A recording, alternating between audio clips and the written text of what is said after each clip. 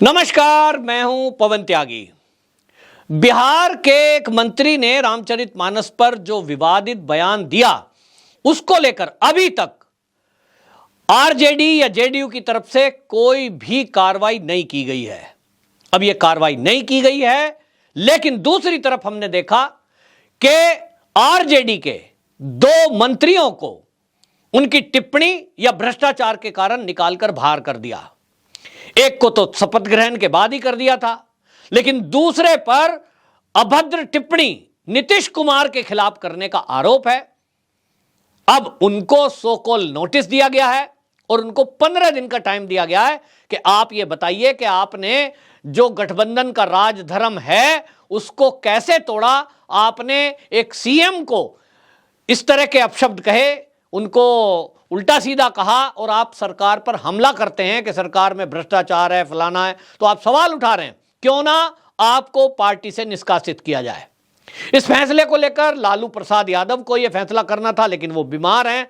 उसके बाद तेजस्वी यादव को यह फैसला करना है, लेकिन जिस तरह से उनको नोटिस जारी किया गया है, इसमें भी दिखाई दे रहा है कि उनको 15 दिन का टाइम दिया गया है।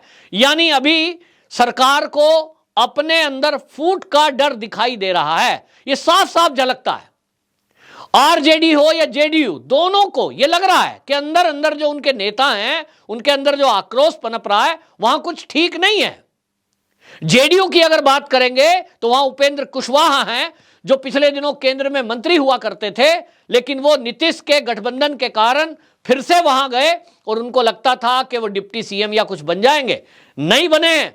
लेकिन अब खबरें ये हैं कि वो जेडीयू के अंदर अंदर अपना आधार बनाने में लगे हुए हैं और वो उस जुगत में लगे हुए हैं कि 2/3 जो विधायक हैं उनको वो अपने साथ लाने में कामयाब हो जाएं। क्योंकि अगर 2/3 नहीं ला पाए तब फिर क्या होगा कि दल बदल कानून लागू होगा, सरकार गिरेगी, फ्रेश चुनाव होगा और उनको लगता है कि वो बिना चुनाव में जाए वहां के मुख्यमंत्री बन जाएं।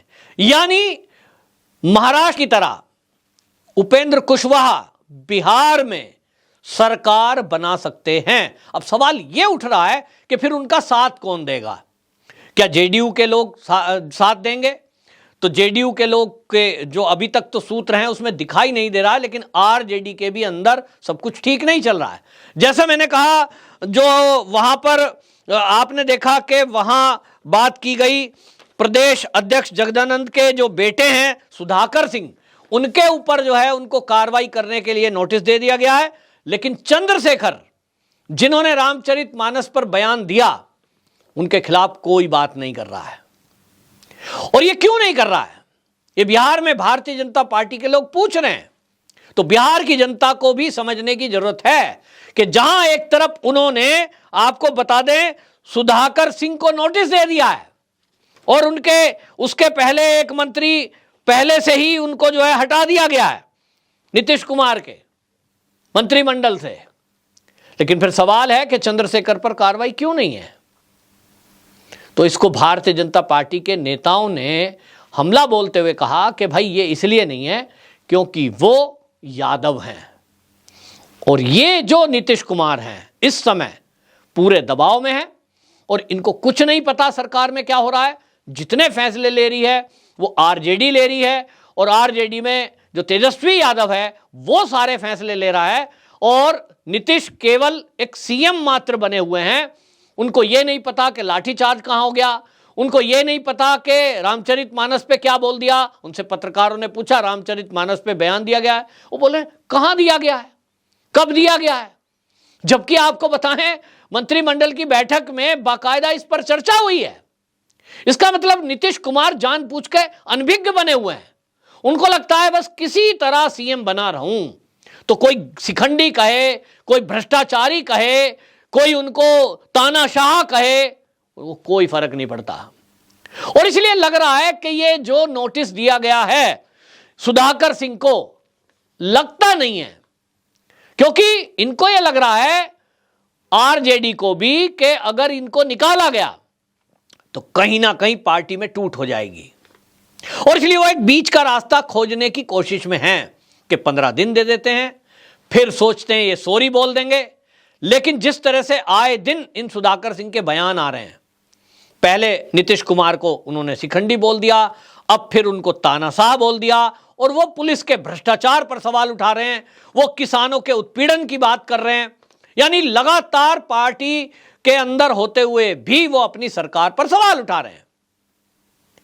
अब तेजस्वी यादव के लिए ये एक बड़ा सवाल है, बिहार की जनता पूछ रही है कि भाई आपने इनको तो नोटिस दिया कि अनुशासन ठीक नहीं है, ये नहीं है। दूसरी तरफ जो पूरे हिंदुओं की धार्मिक भावनाओं को आहत करने वाला व्यक्ति है चंद्रशेखर, उसको आपने अभी तक कुछ नहीं कहा। तो आपको बता दूं हो क्या रहा है।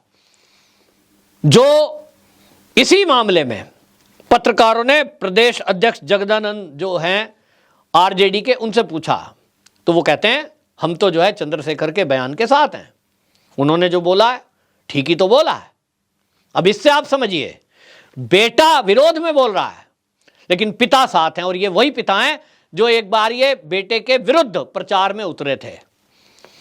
शिवानंद तिवारी, ये भी पार्टी के कद्दावर नेता हैं, ये कहते हैं मैं चंद्रशेखर के बयान से सहमत नहीं हूं, क्योंकि ये तिवारी हैं, आप समझ रहे हैं। तो ये कहते हैं मैं सहमत नहीं हूं। इसका मतलब आप समझिए, इस बयान से ही लग गया कि जो आरजेडी है उसमें एक कहता है मैं सहमत हूं, एक कहता है मैं सहमत नहीं हूं। तो यही जो दो बयान हैं ये बताते हैं कि जो आरजेडी है इसमें भी कुछ ठीक नहीं है।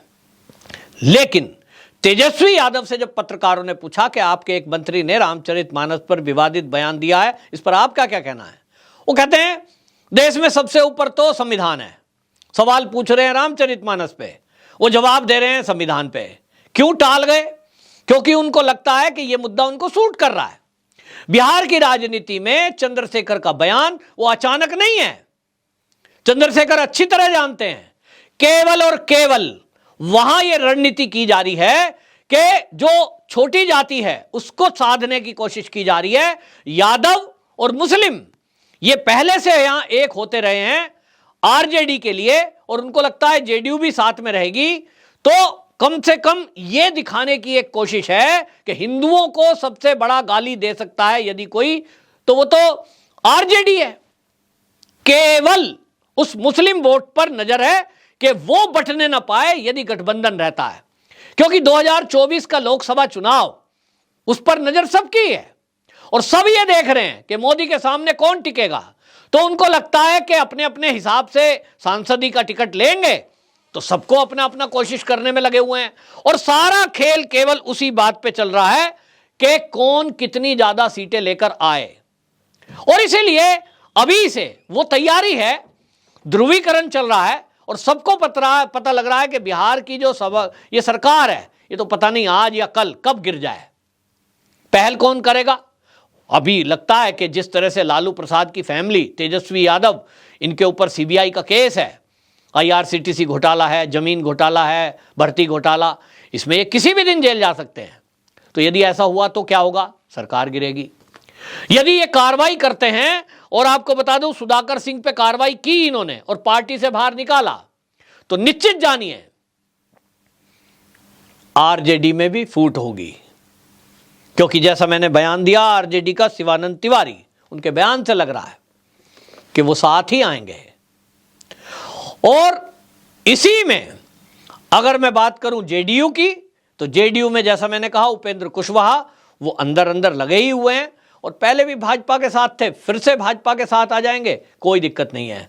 तो कुल मिलाकर के बिहार की राजनीति में जो चल रहा है उसमें आपको बताएं, जो ये सब कुछ हुआ इसमें एक बात बिल्कुल स्पष्ट है कि ये जो रामचरितमानस वाला विवाद है ये जानबूझकर कराया गया है।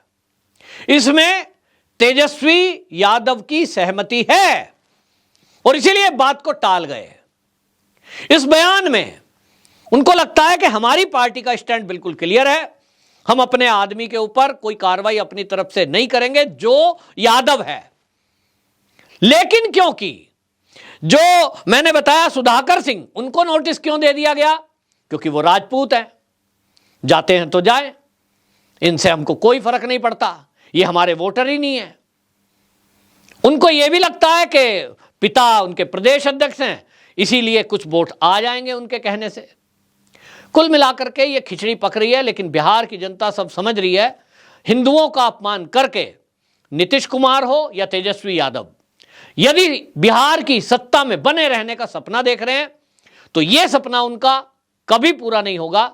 2024 अभी दूर है, और जैसा मैंने पहले भी कहा, इसी के पहले इन्हीं के लोग पार्टी में दो फाड़ करेंगे, आज नहीं तो कल। तैयारी चल रही है, और यह कब होगा, जो अभी तक के सूत्र हैं वो ये बताते हैं कि भारतीय जनता पार्टी का जो केंद्र में विस्तार है मंत्रिमंडल का, वो 25-26 तारीख को डिक्लेयर होगा। उसके पहले पहले यानी अगले 4-5 दिन के अंदर अंदर ये कुछ ना कुछ निर्णय होने वाला है, क्योंकि लोगों को लग रहा है कि इस मंत्रिमंडल विस्तार में यदि वो शामिल हो गए, अभी अवसर है।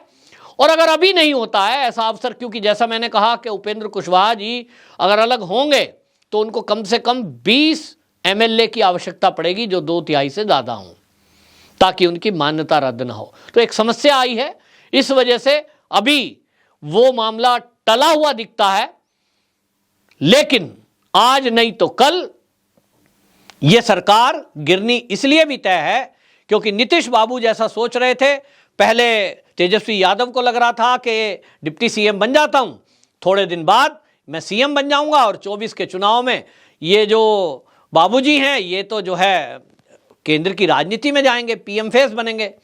लेकिन अब उन्होंने इसके लिए मना कर दिया, तो तेजस्वी के पास कोई रास्ता बचा ही नहीं है। और अब इसलिए अभी भी जैसा मैंने कहा कि वहां सरकार में जो कुछ पूरा होल्ड है वो आरजेडी के नेताओं का है, तेजस्वी का है। पुलिस प्रशासन के ऊपर जो आरोप लगाए हैं उन्हीं के अंदर रहते हुए मंत्री ने, सुधाकर सिंह ने, वो जनता भी ऐसा ही बोल रही है। और हमने शराब के ऊपर देखा किस तरह से जहरीली शराब से लोग मरे, तो ये किसी से छुपा नहीं है। और आए दिन वहां जो हत्याएं हो रही हैं, जो लूट हो रही हैं, ये सब देखते हुए लोग कह रहे हैं कि जंगल राज फिर से वापसी आ गया है और जनता इस जंगल राज से निजात चाहती है। अब ये कौन करेगा, बस केवल इसका इंतजार है। और जैसा मैंने कहा, कुछ लोग इस आंकड़े को देखने में लगे हुए हैं कि विधानसभा भंग भी ना हो और ये सरकार बनी रहे, लेकिन वो बड़ा चेहरा बन जाएं और नीतीश और तेजस्वी दोनों राजनीति से दूर हो जाएं। ये सारा तिगड़म भिड़ाने में बिहार के लोग लगे हुए हैं। कब इस फॉर्मूले पर काम होगा, ये अभी आने वाले समय में पता लगेगा। वंदे मातरम।